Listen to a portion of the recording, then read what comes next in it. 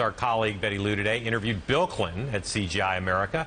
The conference was in Denver, where the former president gave a full-throated defense of the Clinton Foundation, its work, and he said its lack of politicalness.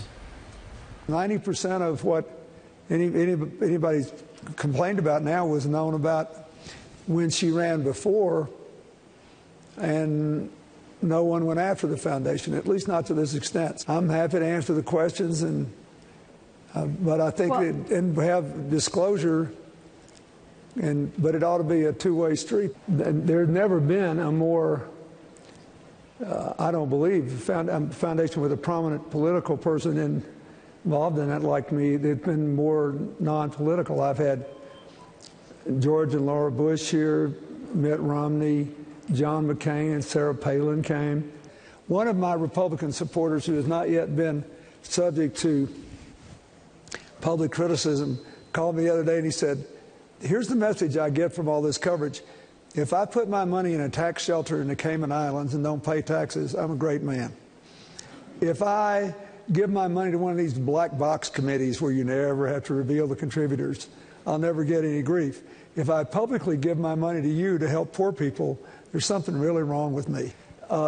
Has anybody proved that we did anything objectionable? No. Have we done a lot of good things with this money? Yes.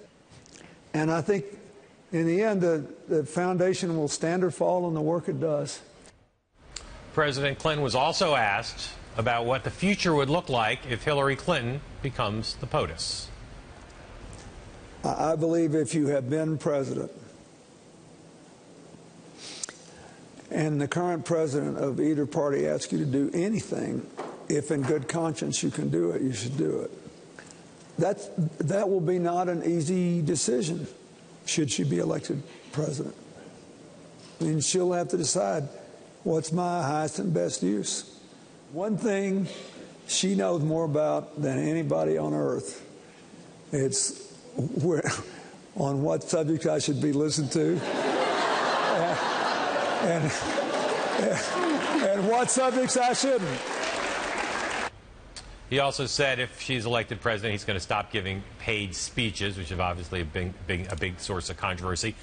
Classic Clinton in a lot of ways. In many ways. What caught your ear in those foundation defenses? The defiance, the soft defiance, right? He doesn't stamp his feet, he doesn't beat his chest, but he basically is saying, we haven't done anything wrong, you got to trust us. In the end, when it all comes out in the wash, we've done good work, and it's all politics. That's what you hear that throughout this thing today, which is that this is just politics, you got to write it all off, it's not a big deal, it's just what it is. That I think is where he has been throughout this thing, and I think he might be like that through, unless there is some change in the facts that come out and he has to address this in a more straightforward way, this could be his posture throughout the entire campaign. On the one hand, he's right about the Clinton Foundation and people who charge that it's exclusively set up to advance the political causes of the Clintons is ridiculous. Or enrich them. But he did not address some of the specifics today. And on generalities, he's on strong ground, but some of the specifics are still coming. But I was impressed by how calm he was. Yes. Because this stuff we know privately has had him seething over the criticism of the foundation and the fact that he does believe